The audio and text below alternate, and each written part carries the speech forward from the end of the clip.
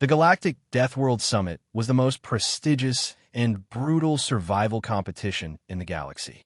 Held every 100 years on a newly selected Death-class planet, its purpose was threefold: to prove evolutionary superiority, to entertain the galactic elite, and to resolve tensions between powerful empires through indirect competition rather than outright war. The event was broadcast across thousands of worlds, with betting pools reaching astronomical sums as representatives of the most fearsome species in known space fought to survive and dominate. This year's roster was particularly impressive. The Cthar, giant reptilian warriors from a lava planet, had sent their champion broodmaster and 4 elite hunters, each standing over 3 meters tall with armor-plated skin that could withstand direct energy weapon impacts. The Psi-Lurkers, invisible psychic entities from a toxic gas world, had manifested in specially designed containment suits, their translucent bodies pulsing with deadly mental energy. Most imposing of all was the Xylosian hive mind, a swarm of biological metal insects from a high-gravity moon, whose collective intelligence and ability to reconfigure into various deadly forms had made them 3-time champions in past summits. In the administrative headquarters orbiting Xylos Prime, this year's chosen Deathworld, the organizing committee was reviewing final preparations when an automated notification appeared on their central display. "What's this?" asked Chief Administrator Vexorn, his 6 eyes blinking in confusion at the flashing alert. "A late entry? That's not possible." His assistant, Quib, hurried over, tapping frantically at the holographic interface. "It appears to be triggered by an ancient bylaw, sir. Something about mandatory inclusion if certain classification parameters are met." "What species?" Vexorn demanded. "Humans, from a planet called Earth," Quib said, pronouncing the strange words carefully. Silence fell across the room, followed by chittering laughter from several committee members. "Earth?" Vexorn repeated incredulously. "That's not even a registered death world. It's barely a Class 2 planetary environment. Standard gravity, breathable atmosphere, moderate temperature variations. They don't even have unified planetary governance," added another administrator, scrolling through the sparse database entry. "Their most notable achievements appear to be something called social media and reality television." More laughter erupted. "This must be a glitch in the ancient protocols," Vexorn decided. "What triggered the inclusion?" Quib hesitated. "It seems there was a misclassification following a localized disaster event that was mistakenly interpreted as typical living conditions." "How fascinating," Vexorn said dryly. "Well, protocol requires us to extend the invitation, however absurd. Send it through. They won't accept, and if by some miracle they do, they'll be eliminated within minutes. It might add some comedic value to the proceedings." "Sir," Quib ventured cautiously, "should we perhaps review the triggering incident more carefully? The protocol wouldn't activate without—" "Did I ask for your opinion, Quib?" Vexorn cut him off. "The summit begins in 14 solar cycles. We have actual contenders to manage. Send the invitation and forget about these humans." The committee moved on, placing bets among themselves on how quickly the humans would perish if they even dare to show up. No one noticed Quib's troubled expression as he transmitted the formal invitation toward the small blue planet in an unremarkable spiral galaxy. On Earth, the invitation arrived at the United Nations headquarters, causing immediate confusion and disbelief. For weeks, experts debated whether it was an elaborate hoax, a first contact attempt, or something else entirely. The verification codes and transmission methods were unlike any known Earth technology, lending credence to its authenticity. After frantic closed-door meetings involving world leaders, military strategists, and scientists, a decision was reached. Earth would accept the invitation, not out of hubris, but out of necessity. The data packet accompanying the invitation had revealed the existence of thousands of spacefaring civilizations. Humanity could no longer pretend it was alone in the universe, and declining what appeared to be a significant cultural event might be interpreted as an insult. The real question was, who would represent humanity in this apparent death sentence? The answer came from an unexpected alliance between Terra Future, an ambitious tech corporation with interests in space exploration, and a coalition of governments seeking to establish humanity's presence on the galactic stage. They would sponsor a team of 4 exceptional individuals, chosen not for brute strength, but for the quintessentially human traits of adaptability, innovation, and tenacity. Team Leader Colonel Eva Rostova was a former Special Forces operative with extensive experience in unconventional warfare. At 42, she had commanded elite units in some of Earth's most hostile environments, from Arctic ice sheets to dense jungle warfare. Cold, pragmatic, and a master strategist, Eva had been teaching advanced military theory when the call came. The team scientist, Dr. Kenji Tanaka, was an eccentric polymath with simultaneous PhDs in astrobiology, chemistry, and theoretical physics. He viewed the summit as the research opportunity of a millennium and had insisted on bringing a collection of self-designed analytical devices that pushed the weight allowance of their equipment to its limit. For engineering expertise, they recruited Malcolm Mac O'Connell, a mechanical and electrical engineer with an almost supernatural ability to repair or build anything from scraps. His perpetually cheerful demeanor and optimistic outlook balanced the team's more serious members. Finally, there was Anya Sharma, their X Factor, a former championship rock climber and wilderness survival expert. Anya possessed an uncanny intuitive understanding of environments and extraordinary adaptive capabilities. She spoke little but acted decisively, her keen eyes constantly evaluating, planning, adjusting. The team had just 6 weeks to prepare. They studied the limited data available on previous summits, trained together in the most extreme environments Earth could offer, and assembled equipment that prioritized versatility and adaptability over raw power. And, in a move that raised eyebrows among their sponsors, but was approved nonetheless, they quietly placed substantial bets on themselves through intermediary channels, using encryption that even Earth's best intelligence agencies would struggle to track. As their unmarked transport ship approached the massive space station orbiting Xylos Prime, Eva gathered her team for a final briefing. "Remember," she said, her voice steady and clear, "we're not here to impress anyone. We're here to survive, learn, and win. Let them underestimate us. It's the only advantage we have." The reception at Summit Station was exactly what they had expected, a mixture of curiosity and contempt. Massive beings of all descriptions stared or gestured at the humans as they made their way through the processing area. Officials treated them with barely concealed disdain, rushing through explanations of rules and procedures as if speaking to children. Eva maintained a professional demeanor throughout, absorbing every detail while appearing to be overwhelmed. Max struck up conversations with various support staff, his friendly manner disarming enough that he managed to borrow several small components that caught his eye. Kenji surreptitiously collected air samples and swabs of microbial life from various surfaces, muttering calculations under his breath. Anya remained silent, her eyes constantly moving, assessing each potential competitor, noting weaknesses, patterns, behaviors. At the mandatory press conference, Eva kept their statements modest but confident, playing into the narrative that they were simply honored to participate. This only reinforced the general attitude of dismissal, with many competitors openly laughing at the humans' apparent naivety. "Your species has never experienced true hardship," a Kthar warrior rumbled through its translation device, mandibles clicking in amusement. "Your world is a paradise by galactic standards." "Perhaps," Eva replied with a polite smile. "We'll try to learn from our betters." This seeming humility only fueled the contempt, precisely as she had intended. The day before deployment, the competitors were given their first glimpse of Xylos Prime through a massive observation window.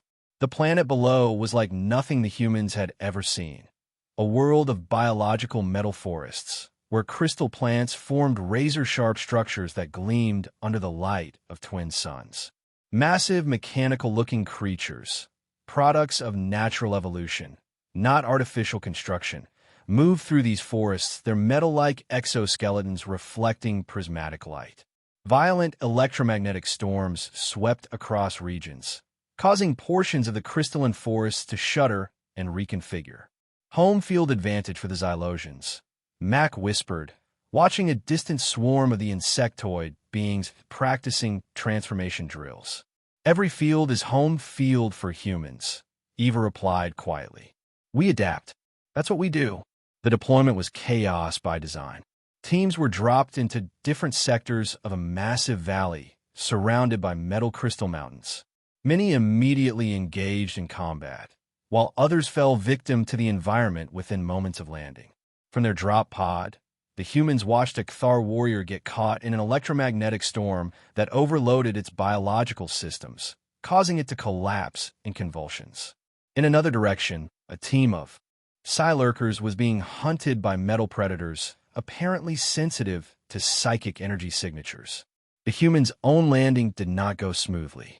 Their pod experienced what seemed to be either deliberate sabotage or exceptionally bad luck, forcing them to make an emergency descent into a particularly dangerous sector of crystalline forest. The impact damaged part of their equipment cache and left Mac with a gash across his forehead that Anya quickly bandaged. Status report. Eva commanded once they had extracted themselves from the crash pod. Comms are functional but limited range, Mac reported, wiping blood from his eye. Lost most of the heavy equipment, but the portable tools made it. Emergency shelters intact. Environment is fascinating, Kenji said, already taking readings. Atmospheric composition is within human tolerance, though I'd recommend minimal exposure. The crystal structures appear to be silicon-based, but with remarkable metallic properties and, interesting energy signatures. Onion. Eva turned to their fourth member, who had already scouted the immediate perimeter. 3 different predator tracks within 50 meters, Anya reported tersely. 1 very large, 2 medium. Several smaller scavenger-type organisms. The forest density increases to the north. There's a rock formation to the east that could provide better defensive position. Eva processed this information rapidly. Priority 1 is establishing a secure perimeter. Mac, salvage what you can from the pod. Focus on defensive capabilities. Kenji, I need to know what can kill us fastest here, and how to avoid it. Anya, find us water and continue reconnaissance in widening circles. While other competitors were charging into battle or struggling against the environment, the humans worked methodically to establish their position. Mac repurposed parts of the drop pod's hull into rudimentary barriers and assembled a makeshift workstation. Kenji analyzed soil, air, and metal plant samples, quickly identifying vulnerabilities in the local organisms, specific resonant frequencies that disrupted their functioning, and surprisingly low melting points for certain components of their structures. Anya discovered that the metallic plants collected and condensed atmospheric moisture, creating small reservoirs that could be tapped for water. She also identified crystal formations that could be shaped into effective tools and weapons. Their first encounter with danger came as dusk approached. A patrol of Xylosian hive mind drones, each about the size of a large dog, approached their perimeter, clearly investigating the crash site. Instead of preparing for combat, Kenji hurriedly assembled a device from their radio transmitter and resonant crystal fragments he had collected. Don't move, he whispered to the others as the metallic insects drew closer, their segmented bodies clicking and whirring. He activated the device, which emitted a low-frequency wave pattern. The effect was immediate. The Xylosian drones froze, then began to back away, their antennae vibrating in what appeared to be distress. What did you do? Mac asked in amazement as the creatures retreated into the forest. I analyzed their communication patterns from observing them earlier, Kenji explained, his eyes bright with excitement. This frequency mimics their own danger/avoid signal. I essentially told them this area is hazardous to their kind. They'll report back to the main hive mind and mark our location as a natural threat rather than as competitors. Eva nodded appreciatively. Clever. Conserves our resources and gives us time to prepare. The monitoring drones floating silently above captured this bloodless victory, transmitting it to the summit station. In the viewing lounges, the incident caused a ripple of surprise among observers. Resourceful vermin, Vexorn commented, watching the replay. But luck won't sustain them against real challenges. By the end of the first day, the humans had established a defensible position, understood the basic functioning of Xylos Prime's ecosystem, and avoided direct conflict while conserving their limited resources. Meanwhile, nearly a third of the other competitors had already been eliminated, including several considered far more powerful than humans. The initial dismissal had begun to crack, if only slightly. After 3 days on Xylos Prime, Eva recognized that purely defensive tactics wouldn't be sufficient. Resources were limited, and other competitors were becoming more desperate as the environment and each other took their toll. It was time to be more proactive. "We need to secure additional resources," she told her team during their dawn briefing. "And we need better intelligence on the remaining competitors." Kenji had identified a rare type of energy crystal that powered many of the mechanical organisms on the planet. These crystals were also primary targets for the remaining teams, particularly for the Thar, whose energy weapons required similar power sources. Through careful reconnaissance, Anya located a Cthar team attempting to mine a deposit of these crystals in a narrow canyon several kilometers from the human base. The Cthar had already lost 2 members to environmental hazards and were operating with heightened aggression and diminished caution.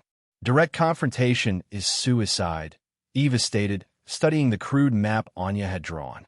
"But there may be another way." Kenji examined the geological data he had collected.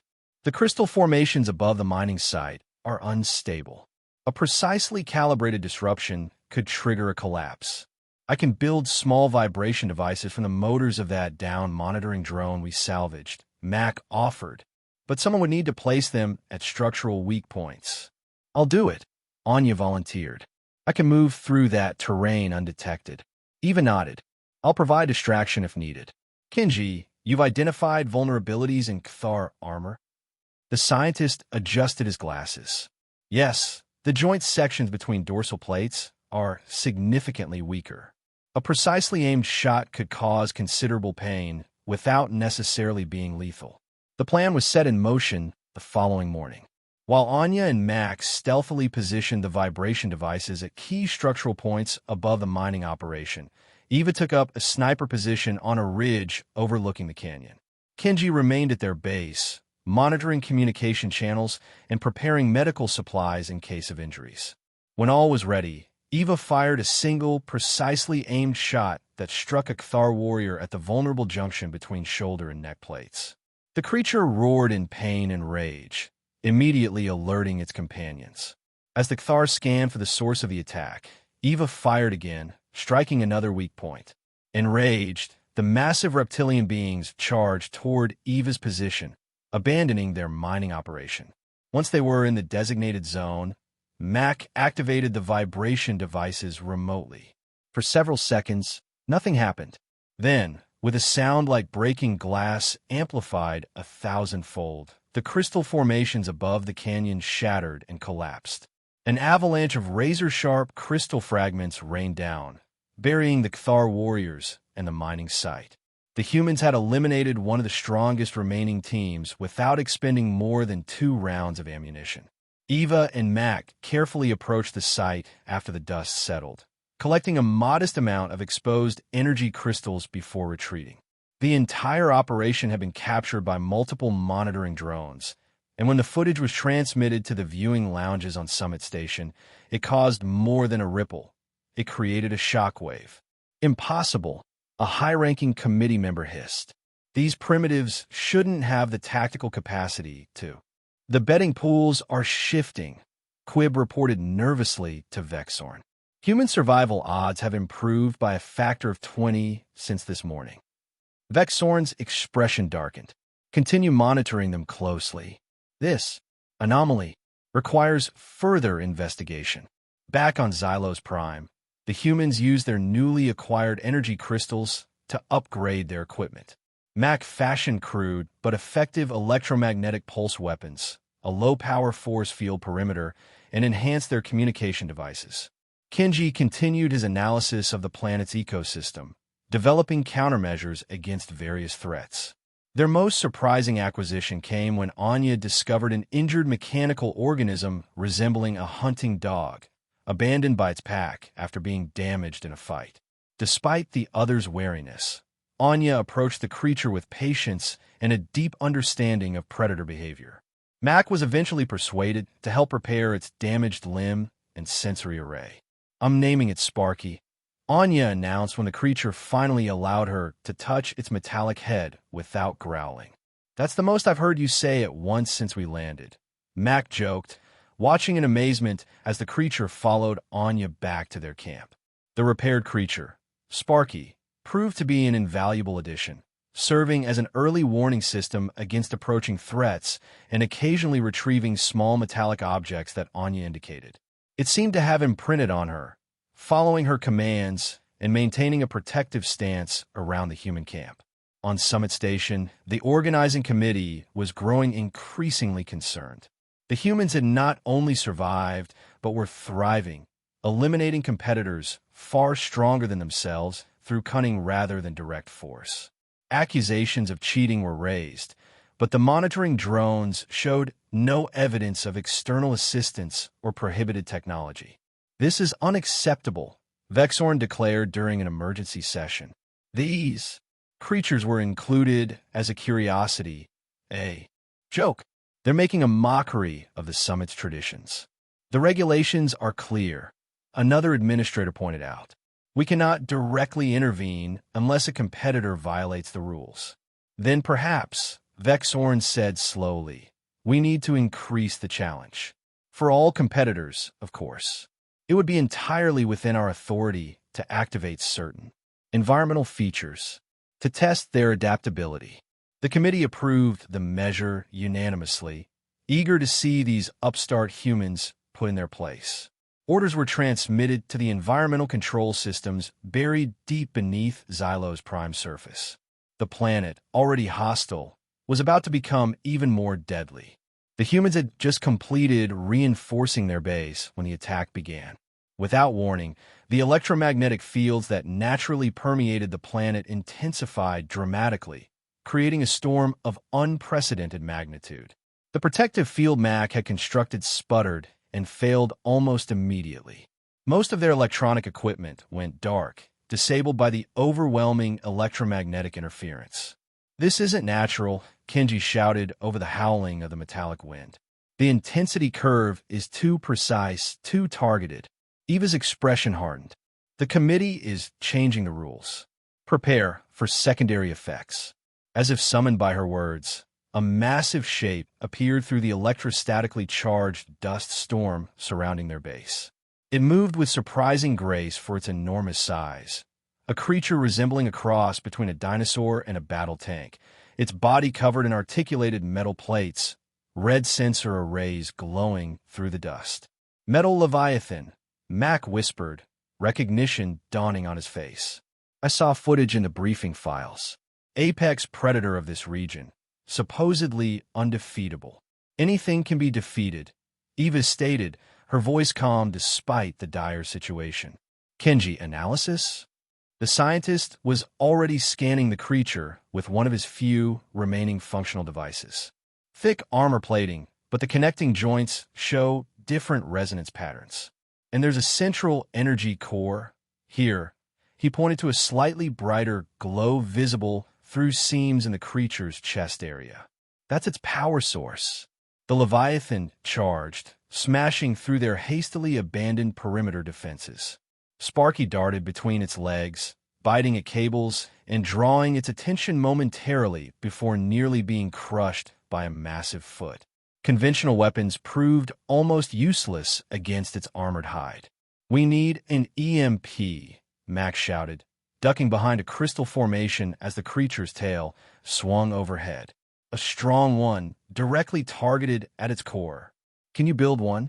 Eva demanded, firing precise shots at the creature's joints to minimal effect. With the remaining energy crystals, yes, but it would need to be placed directly against the core housing to penetrate that shielding. "We're talking physical contact." They retreated deeper into the crystal forest as the Leviathan demolished their camp. In the temporary shelter of a dense crystal thicket, Mac worked frantically to construct the EMP device, while Eva and Kenji formulated a plan. "I'll do it," Anya said when they explained the need to place the device directly on the Leviathan. "I'm the fastest climber." "It's a suicide mission," Eva objected. "Not necessarily," Anya replied, her eyes calculating distances and trajectories.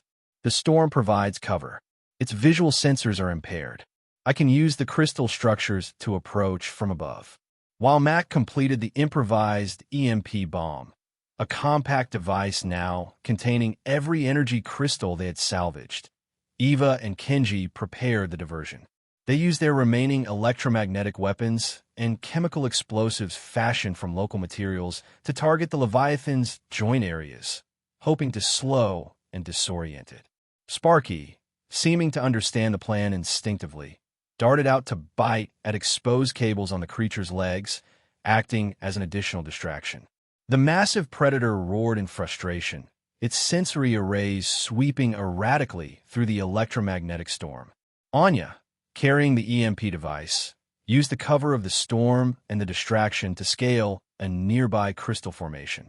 When she reached a suitable height, she began leaping from crystal to crystal, using her exceptional climbing skills to approach the Leviathan from above.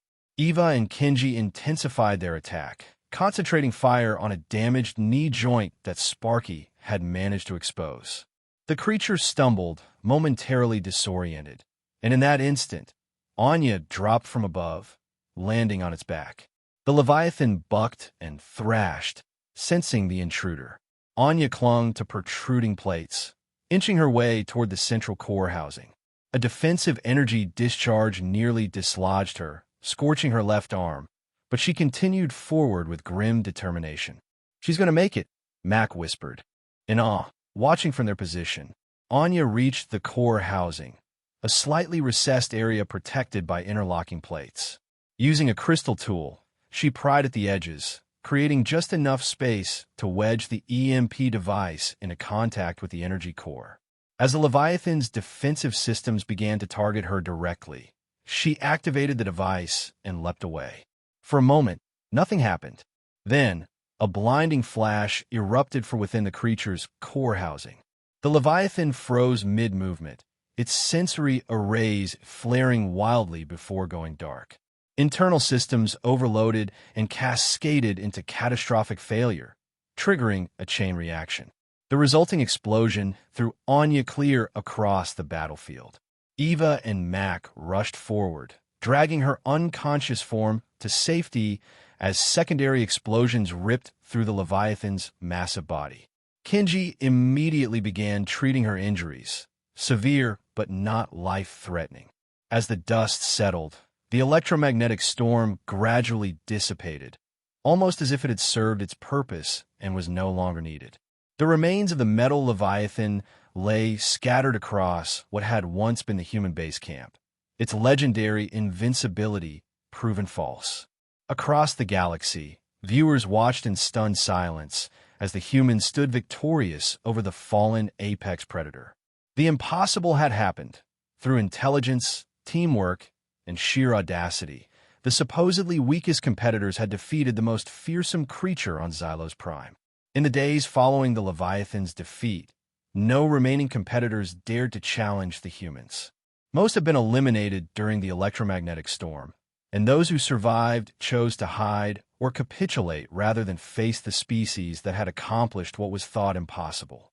On the seventh day, the summit's conclusion was officially announced, with the human team declared undisputed champions. Eva, Mac, Kenji, and a bandaged but recovering Anya, with Sparky faithfully at her side, were transported back to Summit Station, where they were received not with contempt, but with a mixture of respect, fear, and bewilderment. The Grand Council of the Galactic Federation summoned them to a formal ceremony. Gone were the dismissive attitudes and casual disrespect. In their place was cautious deference, as if the council members were suddenly aware they were in the presence of something unpredictable and dangerous. In accordance with Summit tradition, announced High Counselor Zrathol, his voice carefully modulated to hide his discomfort. The victorious team is granted one request within reasonable boundaries of galactic law and resource availability. The council members shifted nervously. Most expected the humans to request advanced technology or resource rights, the typical prizes sought by previous victors. Such requests could be managed, controlled, limited in scope to prevent major power shifts. Eva stepped forward, her team flanking her. She had consulted with them extensively during their return journey, and they had reached unanimous agreement on their request. The human delegation requests 3 things, she stated clearly, causing immediate murmuring among the council. First, full disclosure of all data regarding Earth's initial classification, subsequent evaluation, and the circumstances leading to our invitation to the summit. The murmuring intensified. Vexorn, seated among the administrators, visibly paled. Second, Eva continued, exclusive rights to research and study the scientific data collected on Xylos Prime during our stay, particularly regarding the unique biological metal organisms and crystal formations. She gestured to Kenji, who held up a data device containing his extensive research findings, along with priority exploitation rights to certain unique resources for a specified period, with the stated purpose of sharing scientific benefits with the galaxy. Under Earth's supervision, several council members exchanged glances. These first 2 requests were unusual, but not entirely unreasonable. It was the hint of leverage in the final phrase that caused concern. And third, Eva said, her voice taking on a slight edge, we require the council to ensure that all wagers placed on human victory are paid in full, without delay, with verification of complete transaction records. This final request caused an uproar. Many of the elite present had placed substantial bets against the humans, and the odds had been so astronomical that payouts would be ruinous. More significantly, it confirmed suspicions that the humans had somehow known or arranged their own victory, perhaps even orchestrated their invitation in the first place. After heated closed-door deliberations, the council returned with their decision. They had no choice but to grant all 3 requests, though they attached numerous technical conditions and limitations in an attempt to salvage some control.